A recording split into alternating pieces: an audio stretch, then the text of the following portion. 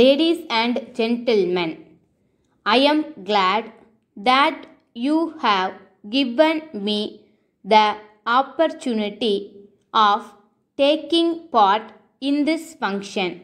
I am particularly happy because you belong to a community from which the country was able to derive great benefits in the past and from which it hopes to get more in the future. Any person who has had some association at any time with our independence movement must be aware that whenever the help of the business community was sought, they responded to the appeal liberally. I remember particularly the time when we were planning to organize a complete boycott of foreign cloth and also to bring about a closure of the cotton exchange. I have special knowledge of how the business community did all that it could for the success of that move and also of the independence movement. Similarly, on many other occasions, when an appeal was made to you for your help, your community helped not only by its valuable advice but also in other ways. Thus, your past contribution to the country is commendable, and I hope and trust that in the future also you will not lag behind in any way. You are all aware that this is a time of crisis not only for our country but for the whole world. The people are deeply worried due to the scarcity of food and cloth and high prices of other commodities. The government, I am afraid, would not be able to get over these difficulties by its own efforts alone. It is therefore the duty of every Indian to do what he can to help the government to tide over this crisis.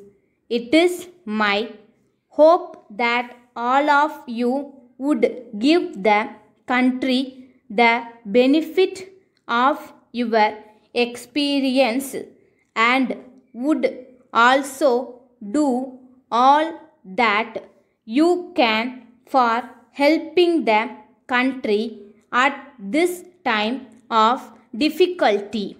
I know that in certain matters the policy of the government does not correspond to your wishes. It is also possible that more differences may arise between the business community and the government.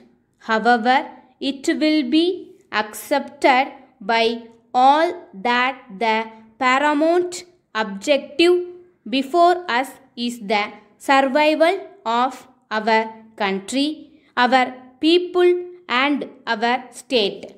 Keeping this high objective in view, it is the duty of everyone, notwithstanding the differences, to make his contribution to the service of the country, and I hope you will do so. Letter dated 10th April 2018 from Nathan and Brothers, Madurai to Messrs. Brown and Brothers, Chennai. Dear Sirs, we have received your letter of the 5th instant.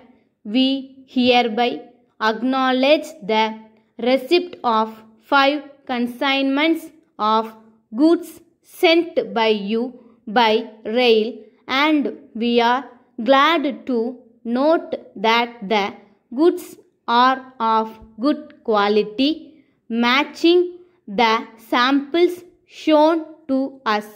At the same time, we regret to inform you that one of these consignments had been damaged to such an extent that the goods had become useless and had to be thrown away as waste.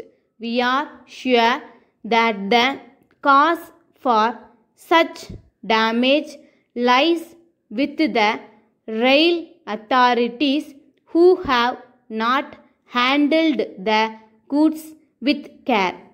We enclose herewith a copy of our complaint to the railway authorities. You may take up the matter at your end and pursue the claim for damages in transit. Kindly send replacements at an early date. Yours faithfully.